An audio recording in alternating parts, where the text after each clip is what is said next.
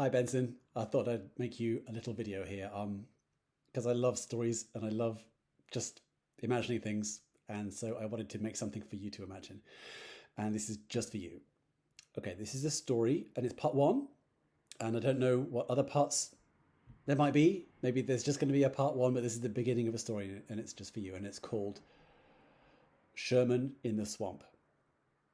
Okay.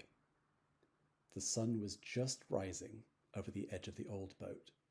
It was so early that there was nothing but the sound of bugs and a few little early birds in the air. And it was cool and it was quite nice. And Sherman was already up, just like usual, cooking breakfast for the rest of the crew.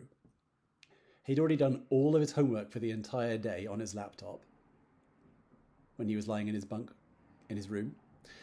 And so he was done with that, and he was ready for the rest of the day. He was frying bacon and eggs in an absolutely enormous frying pan. It was a copper-bottomed pan, and the crew was very proud of it because it was big enough for everybody's breakfast. He'd put into the hot oil, 12 pieces of bacon and 4 eggs, so that everybody got 1 egg and 3 pieces of bacon. And he was almost finished when people started to wake up. The first was Old Trumpet. He came out of his bunk room, yawning and scratching his long grey beard. "Good morning, Sherman!" he shouted. "I'm making a pot of coffee!" Sherman gave him the thumbs up sign and started putting the breakfast onto plates. Next came Monkey Face and Bonita, both at the same time. But Monkey Face was 7 years old, just like Sherman, and he didn't really have a monkey's face, but he did have a monkey's legs and tail, and he often made monkey noises. "Hi, Sherman," he said, and sat down, picking up a fork with his toes. Bonita just said thanks and smiled as she sat on one of the old wooden stools. She was year 5 and spent most of the time texting her friends on her phone, but she would usually come swimming or fishing on sunny days, just like this one, so he thought maybe she'd like to hang out. But he didn't know what the day would hold. While they were all eating their breakfast, Old Trumpet told them. He told them where he had sailed them in the night, because usually he would do the steering at night time when everybody else was asleep. And they'd already noticed they were in a great big swamp. And he told them it was the Florida Everglades. And Bonita and Sherman asked a lot of questions about that. He told them all about their area and the things that lived there and what it was like. And Monkey Face was listening, but he was sorting his snail shell collection on the table. "We got a problem!" Old Trumpet suddenly shouted. Everyone knocked over their plates and snail shells went absolutely everywhere. "We gotta find my old pal Olive! She said she needs help!" Old Trumpet suddenly stomped off to the wheelhouse, and they soon heard the engine starting up.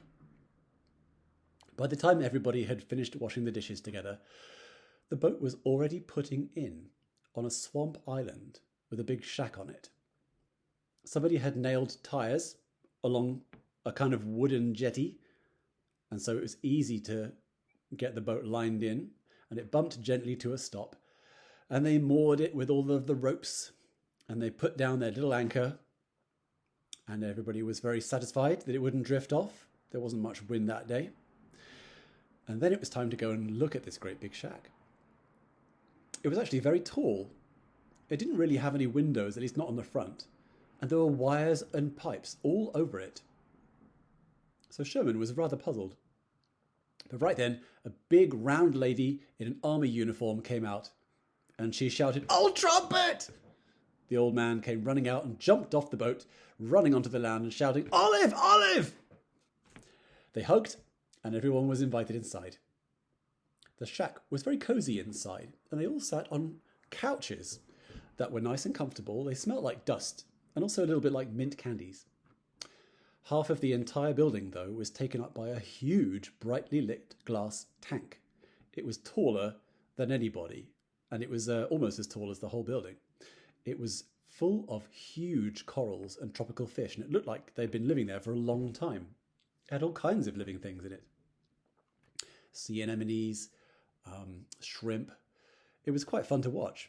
And so they sat and looked at it while Olive told them all about the situation. She explained that her favourite 2 turtles that she'd trained and that she was very fond of had been kidnapped.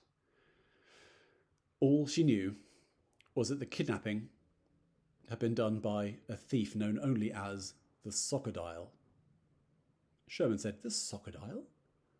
Old Trumpet said, "The Socodile!" Olive nodded grimly and replied, "The Socodile." But before you go off into the swamps looking for the Socodile, Olive said, "I think I need to give you some training." And all of the kids started to say that they were very happy in the water and even in the mud, and they were good swimmers and they were good waders. But she said, I don't mean like that. I mean, the Socodile, so far as I know, is actually amphibious, and he might have a lair under the water. So I need to train you in diving. She went over to a big pile of equipment in the corner, and she went rummaging through it, and she found several sets of scuba equipment and some oxygen tanks. And the oxygen tanks all had dials that were either full or nearly full. And she said, "These will do." And she started fitting the equipment onto everybody. Even Old Trumpet had some on him. He seemed to know what he was doing. But the rest of them were quite interested. And she showed them a big ladder that went up the side of the tank. And she said, "Okay, this is going to be our training ground. I'm going to teach you how to dive in your scuba gear, how to go swimming deep down. I'm going to teach you how to get comfortable under the water. And in fact, you can stay here as long as you want, as long as it takes." And it was quite fun. They all had a turn. In fact, after a while, she was comfortable letting them all go in there at once.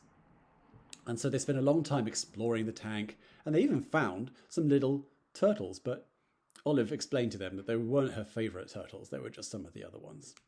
Her favourite two were called Dweezil and Doofus, and they were very intelligent, and she said they were quite old. She said they were big and old turtles, and she thought that they might be quite valuable, and maybe that's why the Socodile had stolen them. She said that they didn't live in the tank, but sometimes she put them in there just for fun to see the other turtles. And as the others asked questions, she explained what little she knew about the mysterious Socodile. It was some kind of creature. She thought maybe a magical creature, or an alien, or something. She wasn't really sure. And she hadn't really seen it, because it only came out at night. And it was a mysterious shadow, but it was very big, and it would steal things. Sometimes it would steal entire trees.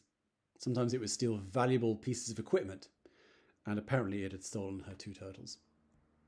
So Olive was kind of upset, but she was taking a positive attitude. She decided to do what she could about it and call on her old friend, Old Trumpet, and his crew. Now, luckily, everybody was a fast learner, and Sherman himself became quite good at using the flippers to swim around under the water. He could swim he could loop the loop, he could do a corkscrew, he could swim forwards and turn at the same time, and he could even swim so fast up to the surface that he could hop out into the air, and that's a very hard trick.